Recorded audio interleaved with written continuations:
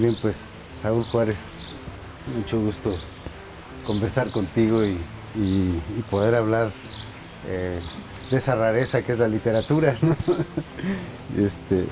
Primero yo te haría una pregunta. ¿Por qué te gustó escribir? Bueno, primero también saludarte y agradecerte, Neftalí, que pienses en mí, en estas, para hablar sobre estas lides literarias que compartimos muy jóvenes. Yo creo que en realidad uno nunca sabe por qué se inicia en esta extraña y maravillosa forma de expresar, de decir de otra manera lo que uno siente, lo que uno imagina. Yo me recuerdo probablemente a los 15, 16 años, no sé si hubiese algún motivo especial, pero tratando de escribir aquello que solo habría de quedarse para mí. Esa otro camino, esa ruta distinta, esa vereda diferente, para acercarse seguramente a lo más íntimo, a lo más propio, en algunas ocasiones a lo más recóndito. Y así me descubro haciendo los primeros cuentos, pergeñando algunos poemas. Y yo tengo la certeza de que aun cuando en esos inicios uno no tiene con claridad, o al menos yo no lo tenía, que habrían de publicarse las cosas, siempre todo lo que uno escribe tiene un remitente más allá de aquel que lo escribe. Generalmente en esas edades son las jóvenes, las mujeres de las que uno se enamora, con las que uno quiere establecer una comunicación anónima para encontrar esos vericuetos que empieza uno a descubrir en los sentimientos. Morelia, tú eres de Morelia, pasaste la niñez allá. ¿Tiene que ver Morelia con tu escritura, con tu trabajo como escritor? Sin duda.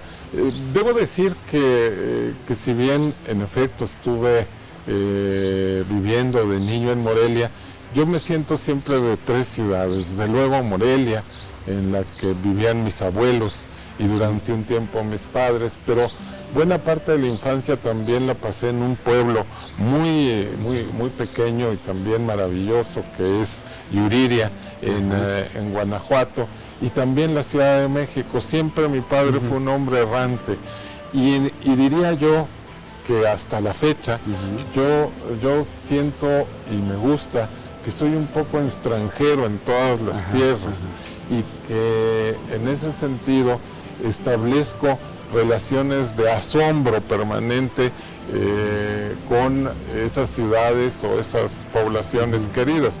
Sigo yendo a Morelia en busca de ese asombro y por fortuna lo encuentro, porque es una ciudad de muchas sorpresas, sobre todo ahora que crece, sobre todo ahora que es una ciudad cada día más estudiantil, y que es una ciudad llena de historia, que hoy habrá de buscar los caminos para que esa historia le sea útil para enfrentar los momentos difíciles que se viven en todo el mundo.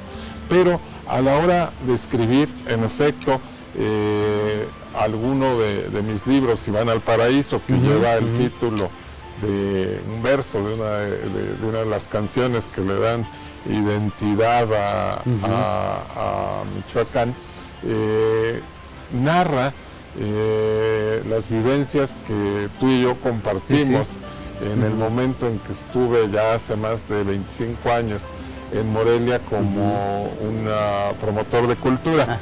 Y entonces ese es el libro donde con mayor claridad y objetividad hablo de esa ciudad, aunque hay una para mí muy querida, un texto, un poema que se llama Piedras del Viento, y que está escrito para Morelia, que le gustó a Manuel Enríquez, ese extraordinario compositor, y con el que se realizó una cantata que fue estrenada por la Orquesta Sinfónica que entonces dirigía el maestro Fernando Lozano. Y es un texto absolutamente centrado en Morelia, un texto poético.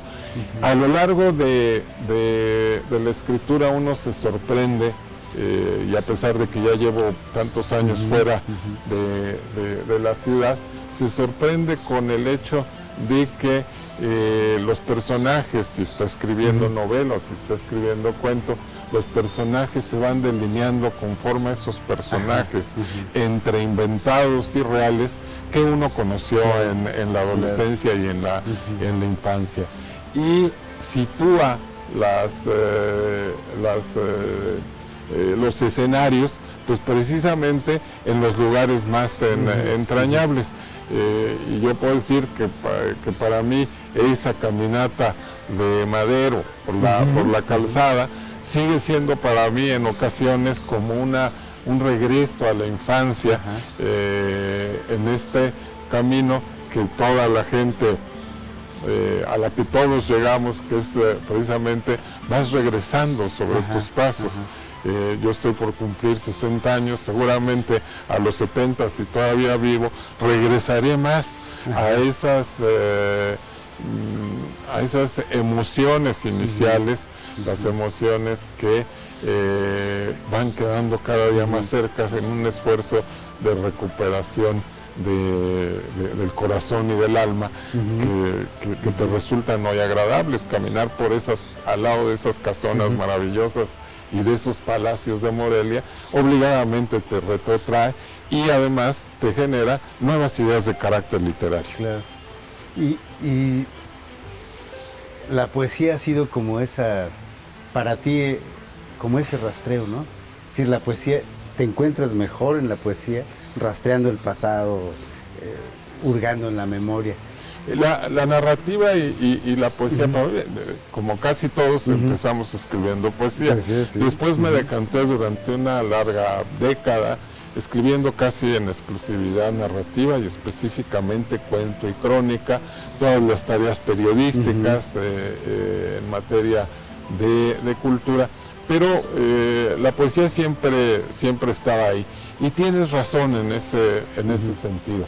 Tienes razón porque, al menos en mi caso, el escribir poesía me genera un estado de ánimo antes incluso de llegar al papel, porque uno escribe incluso antes y escribe acá en la cabeza y me genera un estado de cercanía con aquello que te duele, con aquello que te emociona, con aquello que te hiere, con aquello de lo que te arrepientes, pero también con aquello de las delicias que has vivido en la vida. Y finalmente, pues la poesía en ese orden de ideas, para mí, es el acercamiento a lo más profundo. La narrativa tiene otro proceso en mi idea creativa. ¿Te gusta contar historias? En la poesía casi no, en la narrativa sí. En la poesía mi búsqueda es mucho más abstracta, pero en el sentido que te acabo de decir, más profunda. Y el escribir un poema que te puede llevar, como tú sabes muy bien, o unos minutos o varios años, claro. Te vas acercando a esa parte, si existiera el alma, en donde o te encuentras cómodo o ves de distinta manera el mundo. Tú eres un lector muy asiduo, es decir, como todos los escritores, pero lo sé porque nos conocemos, ¿no? Pero ¿cuándo empezaste a leer? Eso fue muy joven y lo recuerdo muy bien. No fue en Morelia, fue en Yuriria. Uno entra a la escuela y ahí lees. Pero descubrí a una persona maravillosa, Goyo, que era peluquero, que fue el primero que me dio un libro para disfrutar, no un libro para hacer la tarea. Y recuerdo perfectamente ese libro, era un libro forrado en queratol de color azul y te puedo decir que jamás he encontrado probablemente en materia de lectura aquellas tardes en que yo tenía seguía las aventuras de Al fondo de la tierra, de Julio Verne, y donde iba caminando ahí, en ese libro, sentado al amparo del jardín que había enfrente de mi casa. Y ahí supe que mi vida cambiaba. En cuanto encontré ese libro, supe que yo sería otro a partir de ese momento y que buscaría más libros. ¿Viaje al centro de la Tierra? Viaje al centro de la Tierra, sí. En el viaje me acerqué de tal manera y me compenetré con el movimiento de los personajes que supe que había otra Tierra. Y yo creo que eso es a lo que aspira todo lector, tener una vida paralela. Además, qué metáfora, ¿no? Sí, lo primero que lees es viaje al fondo, ¿no? Al centro de la Tierra, sí. Y descubrir el tío y el sobrino, ¿no? Que viajan. Claro. O sea, cómo descubre otro mundo, y metafóricamente tú estabas descubriendo la literatura, ¿no? Sí, descubrí la literatura sin duda, pero también otra vida. Claro. Y supe que tendría otra manera de pensar también. No sé si más elaborada o más creativa. Sí puedo asegurar que la lectura, en mi caso como en la de la mayoría, cuando la tomas por placer, te hace vivir otras intensidades.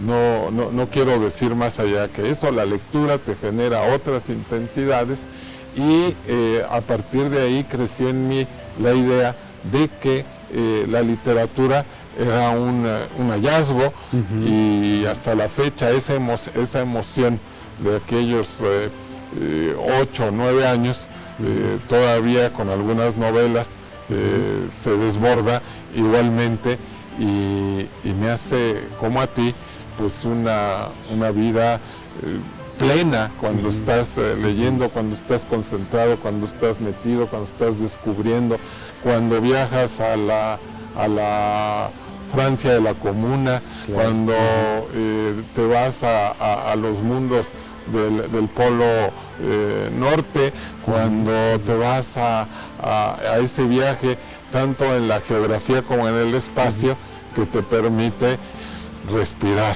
de otra manera y ver a tu alrededor de otra manera. Eso te hacía feliz, ¿no? Y me hace, hasta la fecha. ¿Y en consecuencia escribiste? Sí, yo creo que finalmente quienes leemos, a veces pienso que el ejercicio de la lectura es siempre un ejercicio de escritura, sí. Y al revés, ocurre lo mismo.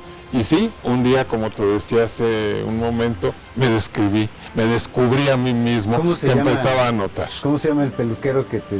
Goyo Gregorio, era un hombre que además me contaba unas historias maravillosas, era un muy buen narrador oral. Yo debo tener entonces empecé, como decía, unos 8 años, pero duré esa amistad con aquel hombre hasta mucho tiempo después. Yo me acuerdo a los 12, 13 años, como a un grupo de jóvenes que le acompañábamos al acabar sus funciones de peluquero, y nos empezaba a contar historias maravillosas. Solo encontré un narrador más ducho que él cuando conociera a Cruz Cepeda, muchos años después, pero este tenía una particularidad extraña y al mismo tiempo fascinante. Contaba la historia de Madame Bovary, el maravilloso libro, pero les ponía los nombres de las mujeres del pueblo. Entonces, de tal manera que Águeda Martínez, que era una mujer muy guapa, muy bien plantada, con mucho porte, nos decía, mira, ella, y contaba la historia de Madame Bovary, y entonces me quedábamos fríos, y después decía, no es cierto, pero podría ser cierto. Entonces él fue también quien me ayudó en el sentido de decir que valía la pena que yo me fuera de ese lugar. Y fue cuando mis padres tomaron la decisión de ir a Morelia, aunque después regresamos, luego venimos a la Ciudad de México. Esa búsqueda en la literatura te permite generar un entramado de ideas, seguramente que te permiten, pues, que la escritura sea más rica. No conozco un escritor que tenga una obra importante si no es al mismo un buen lector. Claro. Pues qué interesante. ¿Goyo aparece en algún relato Sí, tuyo? precisamente en el libro que te refería hace un momento, de Si van al paraíso, hay un pequeño homenaje a él, que luego en una ponencia sobre la lectura, dado que él fue mi iniciador en esa actividad, hice una ponencia larga que por ahí estará publicada en alguna revista. Y a lo largo del camino uno va encontrando gente, no solo cómplices en la lectura, sino lectores más duchos que tú, como escritores más duchos que tú, más conocedores. Y en el camino fui encontrando, para mi fortuna, inmensos lectores como Miguel Donoso Pareja, ya cuando estaba acá en la Ciudad de México, como Tito Monterroso, que fueron otros dos de mis guías en materia de lecturas. Y en ese orden de ideas, pues uno se va formando así, y uno va creando mundos así, que te llevan pues por derroteros a veces insospechados. Yo siempre creo que aquella persona que lee con asiduidad no tiene asegurado hacia dónde va a ganar, como dicen en mi pueblo, hacia dónde va a andar, hacia dónde va a caminar. ¿A dónde vas a ganar? ¿A dónde vas a sí. Entonces, bueno, pues es una vida importante para mí la de la lectura. Tu profesión fue abogado. Soy abogado tardío en el siguiente sentido. Casi no ejercí. Yo ya era muy lector, ya a mí me interesaba plenamente la literatura y la historia. Y alguna vez ejercí, pero ya como con 30 y tantos años, cuando ya son muy duchos los abogados. Yo lo tuve que hacer por necesidad, por trabajo, pero lo dejé en poco tiempo. En realidad ejercí, litigué solo un par de años y me he dedicado casi de manera exclusiva al mundo de la promoción cultural y desde luego al mundo de la lectura. ¿Te alcanza el tiempo para tu trabajo como en el servicio público y para escribir? Tengo una ventaja, Neftalí, que soy muy madrugador. Entonces suelo acostarme no muy tarde, y a las 5 de la mañana estoy leyendo, 7 y media, en fin. Entonces trato de mantener ese ritmo, y trato de mantenerlo porque cuando me falta es como aquel que padece de vigorexia, los grandes deportistas o la gente que está muy metida. El día que no hace se siente mal, pero el día que no puedes leer por algo, como que te hace falta algo. ¿Dónde estoy? Necesito ponerme a leer. Y esa disciplina, a lo mejor no es la palabra mejor disciplina, sino ese gusto, lo he mantenido durante muchos años. Y el de la escritura, en cambio, no soy tan disciplinado como debiera serlo, como son otros muchos escritores. Habría alguno que señaló, o varios, que ponían su reloj checador para poderse escribir en su casa y duraban todo ese tiempo. No es mi caso. Yo incluso he dejado de escribir por algunas temporadas, y luego por fortuna lo retomo. Lo que sí no dejo es la lectura. ¿Escribes a mano? No. ¿Directo a la...? Durante un tiempo a la computadora, y desde muy joven no me recuerdo escribiendo a mano, sino en las máquinas, aquellas máquinas maravillosas, Olivetti, que hoy ya son piezas de museo. Después la computadora. Yo hoy escribo directamente en la tablet, y bueno, pues ahí me siento cómodo. Y soy de los pocos en este momento probablemente que también leo en la tableta. Al principio me costó muchísimo trabajo, y estaba, incluso quienes lo hacían, yo sentía que se estaban equivocando el camino, porque no hay mejor relación de un lector que la relación con su libro, una relación muy cercana, una relación muy placentera. Pero pues cuando descubrí que en tu propio iPad, cuando viajas, pues llevas toda tu biblioteca, una parte de tu biblioteca, pues realmente cambié hacia ese terreno. Y creo, por fortuna, que estas nuevas tecnologías, de la información y la comunicación, como les dicen ahora, todavía tardarán mucho tiempo para suplantar las tareas, la fuerza del libro como objeto.